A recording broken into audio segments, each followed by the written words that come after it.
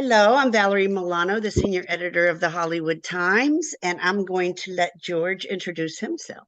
Hi, I'm George Siougas. I'm the writer-director of the short film The One Note Man. Yes, he is. And it's in the evening where George is right now. He's in Cardiff, Wales, and making some cookies, I hear, and that's a wonderful thing. So I'm very happy that, George, that you're here with us and taking the time with us today to talk about that short film that is a wonderful story and such an uplifting one, that's told entirely through action and music. It's a short film. It's a Christmas blessing.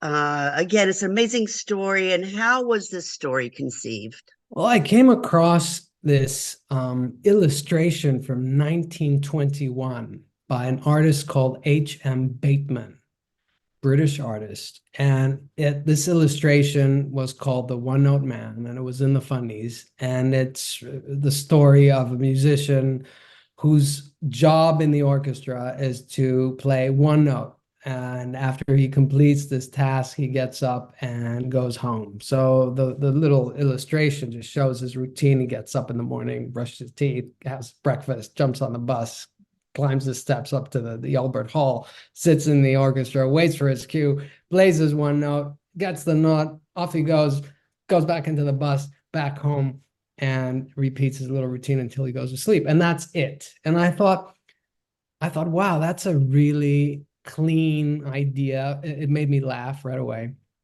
But then immediately after that knee-jerk reaction of, wow, this is a cool little story. It'd be great. It's perfect for a short film. I started asking questions about this guy. Oh, why does he play one note? How has he arrived at that point in his life? Is he happy? Is he depressed? Can he play more notes? So, and then the sort of metaphors started, forming, about being complacent, and about what do you do when you're in your comfort zone, and maybe your spark has gone out maybe because of loss and whatnot. And we've all been in that situation where we're sort of, going through the motions in life. And then what happens if we get sort of jolted out of that with a calling, an opportunity? What do we do? So all these questions really formed, and I thought I'd love to spend more time with this guy and explore that. So I came up with so I developed it into a love story, a Christmas love story. And yeah, that's how it started. Love it, love it. And what a coup to get Ian McKellen to narrate. He is a perfect storyteller for this story. And how did it come about that you got him to do the project? It's incredible and such an amazing honor and so surreal. He's really the fairy dust, to this amazing little Christmas fable. Ian McKellen read the script because he has a foundation and he supports the arts. So he supports theater, he supports all kinds of artists, and he read the script and he agreed to finance the film, not fully, but he financed it to a great extent. If we could put the film on, if we could show the film to a live orchestra, so the live orchestra would be playing the music to the film, then he would agree to finance. And this is, in fact, we're doing this next week, as we're really, really excited about that. So I guess he loved the story and the script. And initially he came on board as of someone who helped us make the movie, put it on the big screen through his foundation. But later on, I always had in the back of my mind that it would be just such an amazing thing to have his iconic voice bookend the story. And we thought, you know what, let's just ask him. And he said yes. And it was the most incredible yes I've ever heard in my life. I bet. I bet. It's a beautifully told story of of this man locked into a routine, as you said, and who finds love quite by accident, literally. And yet, without words, the music speaks for the lonely man. A simply beautiful score by Stephen Warbeck. Can you tell us about that score and how it was put together?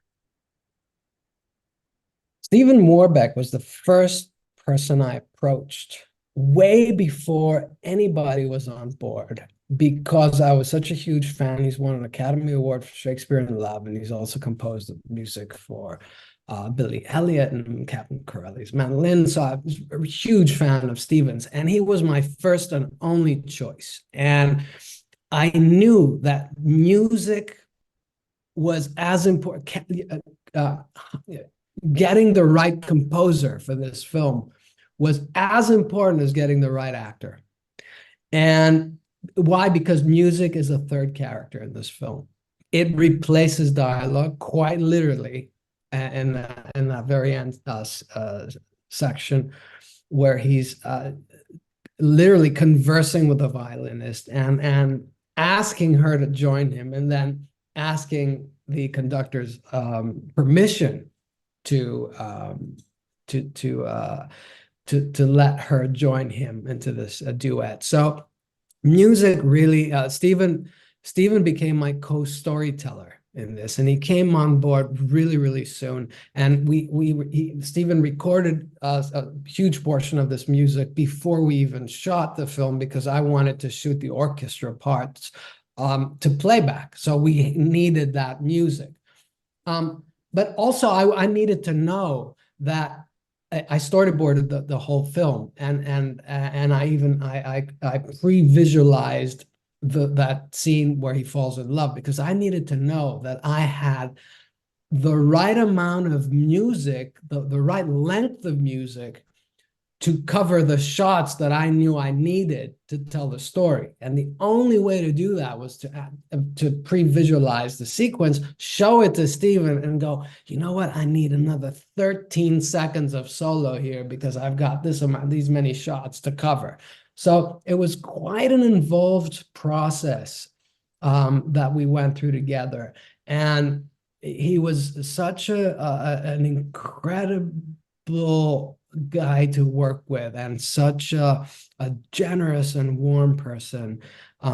It was just a dream to observe his process, and to be in his sphere, and to see him speak to his musicians while he was recording, like a director speaks to his or her actors, and asking them to give him what he wants to feel from them for each instrument. It was fascinating to watch that. So it was really a dream to work with him, literally a dream come true. Yeah, yeah. I'm going to switch gears here a minute. Jason Watkins is perfect for the role of the one-note man, and Louis Clein as the Louise Clein, right? As the Louisa yeah, Clein. Louisa. Okay, as the beautiful violinist, and Crystal, you as the Mm. maestro are equally perfect. I call it a casting hat trick. When you were writing this, did you have the casting in mind, or did that come after you had crafted this wonderful story? It came after. So Jason, I was aware of Jason Watkins, and I was a huge admirer of his incredible talent, from all kinds of stuff that he's done, namely The Lost Honor of Christopher Jeffries, which you may not have heard of, but it was a mini series, just 2 episodes, but great acclaim in the UK, and won him a BAFTA award, quite rightly so.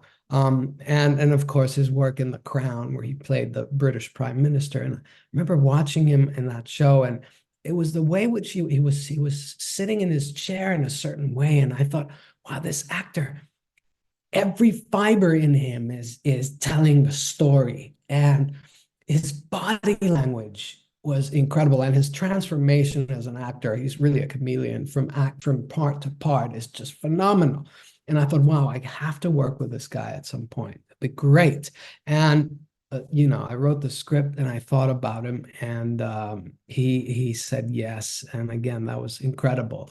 Yeah, and the command the command Jason has on his craft, and how it's really sometimes almost like micro acting with him, but again, every fiber in his being is telling the story, not unlike Charlie Chaplin or Buster Keaton. And I'm a great admirer of Charlie Chaplin, and of course the birth of cinema was silent. And so in a way, this film is also a homage to that era, and stripping stripping a film and of all kinds of frills, and just going really down to the basics of storytelling, and utilizing cinema's three most powerful tools, performance, music, and image. And if I think of the moments in cinema that stay with me, they almost always they are those moments are moments of visual storytelling. Recently, Spielberg's sequence with the moviola, when the kid realizes that his mother is having an affair with his uncle, and so many other moments. I mean, really, Duel, again, a Spielberg film that's so visual. I mean, I keep mentioning Spielberg because he's such an influence. He is the most visual storyteller, of course, of our times, but also Disney and Pixar movies, and those guys are amazing. So it was really going back to the basics, and just telling a story. If you can show it, don't say it. And I was blessed with this amazing cast. Louisa, who can play the violin for real. I wanted that authenticity, and I wanted someone who could actually play the violin, so that musicians out there don't go, they're not really playing, are they? So I and Crystal, who's really inspired, her character's inspired from Fantasia and that little sketch, Mickey Mouse and the Wizard, and she's the wizard, and she plays the parent, the scolding parent, but who's also kind enough to see their kid, if their kid is brave enough to take that step, they will help a little by and give them that helping hand. So what, casting is so important, and if you get it right, I think 50% of your job is done as a director. And in this film, I was blessed with an incredible cast. Also, Paul Barber, who plays the florist, was great. So it just all came together. Yeah, lucky you. That it really did. And we've been talking about visuals, so I want to stay with that, because it's a perfectly casted story, perfect, crafted, perfect score, and perfect cinematography. Matt North's work brings this film full circle, to a perfect place, doesn't it? Can you talk about that a little bit, the cinematography? Well, Matt and I have never worked together before, and a friend of mine, a director friend of mine, had. I was aware of Matt's work, and I really loved what I saw. So this friend of mine, who I really trust, said, "Look, just do it. Matt's amazing," and he was right. Matt and I spent a lot of time figuring out the language, and very quickly we agreed that we didn't want to do too much with the camera. It was more about the framing It was more about the lens. It was more about composition. And of course, all about performance, which it is anyway, in my opinion.